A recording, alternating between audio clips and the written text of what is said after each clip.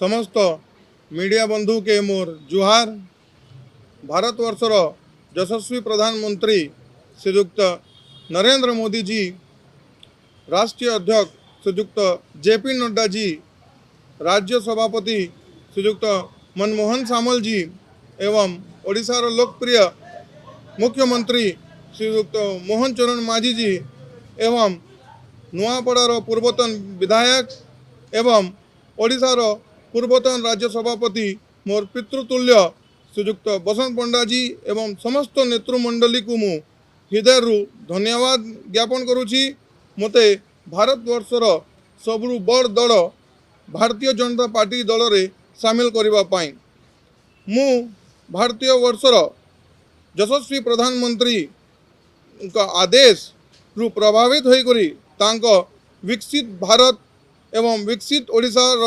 स्वप्न और लक्ष्य के साकार करबा पाई एवं नीति आदर्श और विचारधारा रे प्रभावित है भारतीय जनता पार्टी रे मु सामिल है। विकास धारा एक निरंतर प्रक्रिया किंतु नुआपड़ा बड़ी सबुठु ओडिशार एक उपांतर अंचल एवं सामूहिक विकास पाई प्रधानमंत्री यशस्वी नरेंद्र मोदी जी एवं मान्यवर मुख्यमंत्री श्रीयुक्त मोहन चरण माझी को एवं मोर स्वर्गत बापा स्वर्गीय राजू भाई ढोलकिया को स्वप्न कि नुआपड़ा अंचल के आमे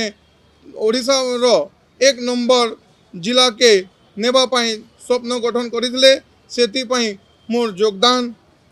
निश्चित रूप रे रहिबो। शेष रे मोर बापर अधूरा स्वप्न एवं तांको जीवन सारा जे समाज सेवा करी आसुथिले से समाज सेवा के मु मोर श्रद्धांजलि सभा एवं दशा घर रे मु शपथ नहींचे कि मोर अंतिम श्वास पर्यंत समाज सेवा ही मोर दृढ़ संकल्प रहिबो एवं मु नुआपड़ावासी को मोर जुहार एवं कोटि कोटि प्रणाम जणाई करी दल मोटे जे कोनोसी दायित्व देबे मु निष्ठा सहित पालन करिमि।